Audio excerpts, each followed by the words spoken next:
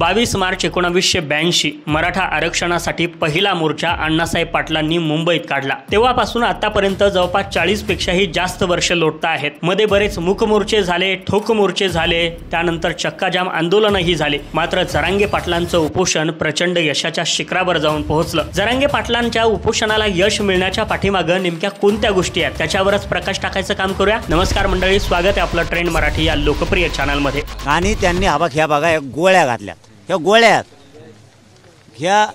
गोळ्यात ह्या मराठा समाजाला साहेब तुम्ही गोळ्या घातल्यात, आमचं पाकिस्तानची सोय नातेसंबंध नाही आहेत। खरं तर जरांगे पाटलांचं उपोषण प्रसिद्धीच्या झोतात आलं। अंतरवली सराटी इथं उपोषण जरांगे पाटलांनी सुरू केलं होतं। त्या उपोषणावरती पोलिसांकडून लाठीचार्ज करण्यात आला आणि तेव्हापासून दुसऱ्या दिवशी मीडिया तिथं पोहोचला। मात्र जरांगे पाटलांकडे काही अशा गोष्टी आहेत ज्यामुळे या उपोषणाला वादळाचं स्वरूप प्राप्त झालं। सगळ्यात पहिली महत्त्वाची गोष्ट ती म्हणजे जरांगे पाटलांची भाषा शैली। रांगड्या भाषेत अस्सल गावरान शब्दांमध्ये जरांगे पाटील बोलतात। तसं सांगायचं झालं तर जरांगे पाटलांचं शिक्षण जेमतेम म्हणजे 12वी पर्यंत जरांगे पाटील शिकलेले आहेत। सर्वसाधारण गावाकडच्या शेतीमातीतल्या लोकांना जास्त वाचलेलं आणि गावाखेड्यातली जी भाषा आहे ती जरांगे पाटलांची बोली भाषा। माध्यमांशी बोलताना असो किंवा मग कोणता एखादा नेता तिथं आल्यानंतर असो, जरांगे पाटलांची तीच भाषा आहे आणि हीच भाषा खरं तर आंदोलनाला सगळ्यात मोठ्या उंचीवर नेण्यासाठी कारणीभूत ठरली। आमच्या नोंदी सापडल्यात ओबीसी आरक्षणात, तुम्ही म्हणता 50% वर्ग, ही कोणती पद्धती?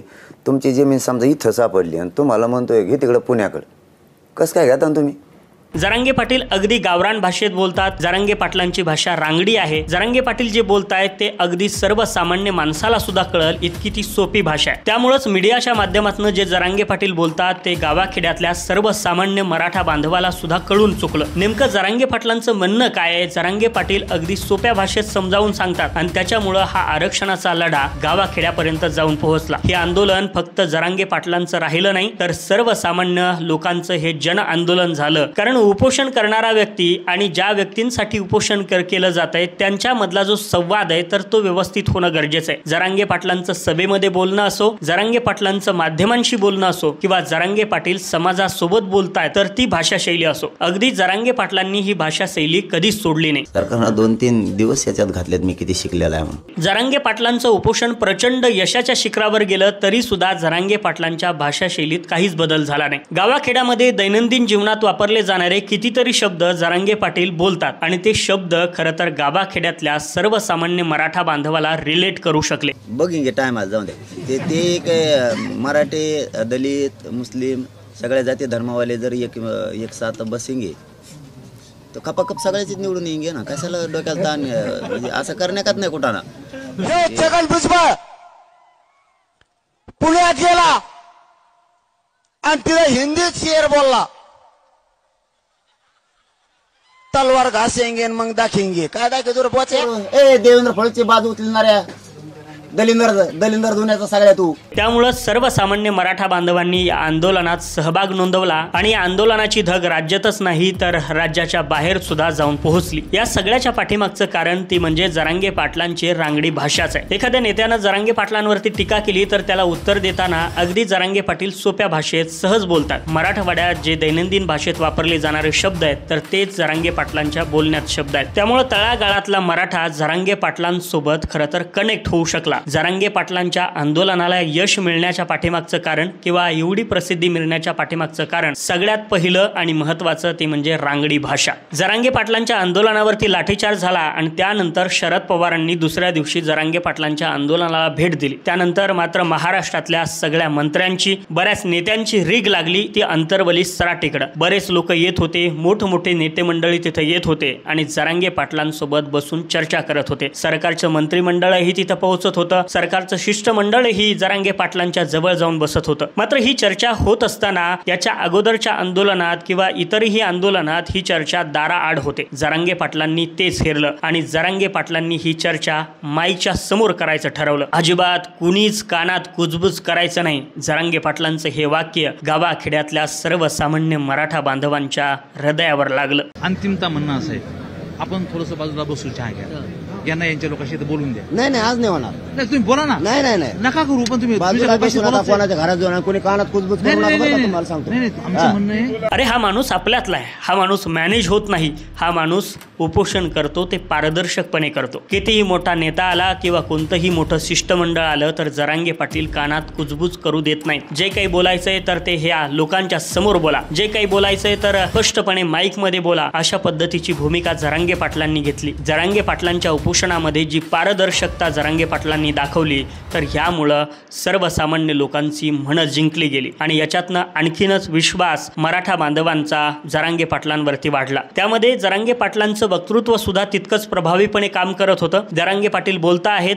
जरांगे पाटलांचे जे काही डायलॉग आहेत ते सुद्धा सर्वसामान्य लोकांच्या हृदयाला लागत होते. जरांगे पाटलांनी टाकलेले डायलॉग किंवा जरांगे पाटलांचे बरेच गाजलेले डायलॉग आहेत जे तळागाळातल्या लोकांना आपले आपलेसे वाटत होते. जरांगे पाटील कायम एक गोष्ट सांगत होते की या समाजाला मी मायबाप मानला आहे आणि या सगळ्या गोष्टी जरांगे पाटलांची पारदर्शकता या सगळ्यांनी मराठा बांधवांचं हृदय जिंकून घेतलं. जरांगे पाटलांनी मराठा आरक्षणासाठी केलेलं हे उपोषण एवढ्या उंचीवर जाऊन पोहोचलं की राज्यभरात त्याची धग पाहायला मिळायला लागली. अनेक मोठमोठे नेते जरांगे पाटलांच्या जवळ येऊन बसत होते, अनेक मंत्रिमंडळातली लोक जरांगे पाटलांच्या जवळ येऊन बसत होते आणि हे सगळं असताना मात्र जरांगे पाटलांनी स्वतःचे पाय जमिनीवरनं अजिबात सरकू दिले नाही. कोणताही मोठा नेता आला किंवा कोणतंही मंडळ आलं तरी त्याच्यासमोर जरांगे पाटलांनी स्वतःची नियत बदलू दिली नाही. जरांगे पाटलांनी कायम पाय जमिनीवरती ठेवले. एवढं प्रसिद्धीच्या जोतात आंदोलन गेलं, गावाखेड्यात तळागाळापर्यंत जरांगे पाटील हे नाव जाऊन पोहोचलं आणि एवढंच नाही तर जरांगे फॅक्टर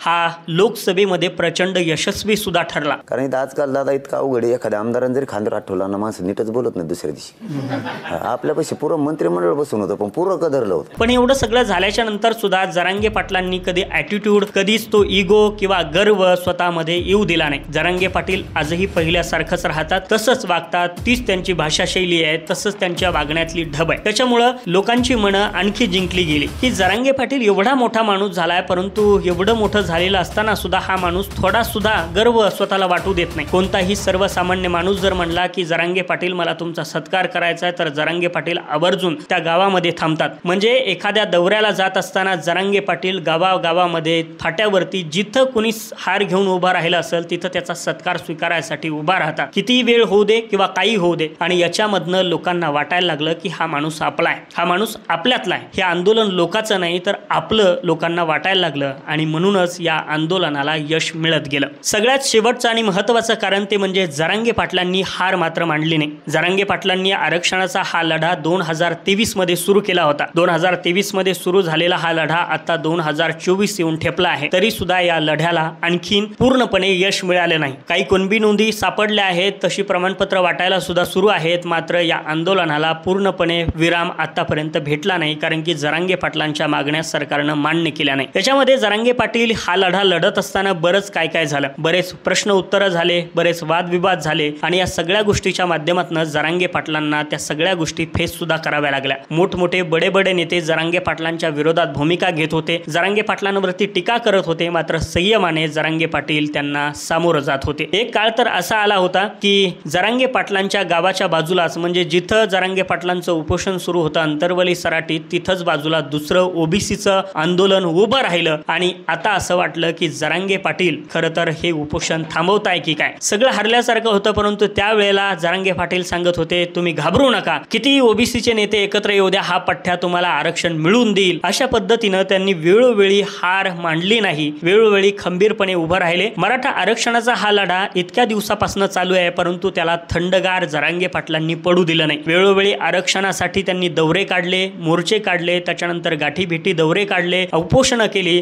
आणि याच्या माध्यमातून लोकांमध्ये हा विषय पेटता ठेवला. हार अजिबात शेवटच्या टोकापर्यंत जरांगे पाटलांनी मांडली नाही. त्यानंतर त्यांचे बरेच सहकारी फुटले गेले, आंदोलनाला एक वेगळं वळण सुद्धा मिळालं, पण तेव्हा सुद्धा जरांगे पाटलांनी हार मांडली नाही. अशी बरीच प्रसंग जरांगे पाटलांच्या या उपोषणाच्या कारकिर्दीत आली, परंतु जरांगे पाटील थांबले नाही किंवा त्यांनी स्वतःचे हातपाय गाळले नाही. उलट त्यांनी समाजाला सकारात्मक ऊर्जा देत हे आंदोलन कशा पद्धतीने यशस्वी करता येईल याच्याकडे खरं तर लक्ष दिलं. किती ओबीसीचे नेते एक होते आणि हेच महत्वाचे 4 कारण आहेत ज्यामुळे जरांगे पाटलांचं जे उपोषण आहे ते यशाच्या शिखरावर जाऊन पोहोचलं, एवढं लोकप्रिय झालं. मंडळी, तुम्हाला काय वाटतं, आणखी कोणतं कारण आहे नक्की कमेंट करून आम्हाला सांगा. अशाच व्हिडिओसाठी आपल्या ट्रेंड मराठीला सबस्क्राईब करून ठेवा.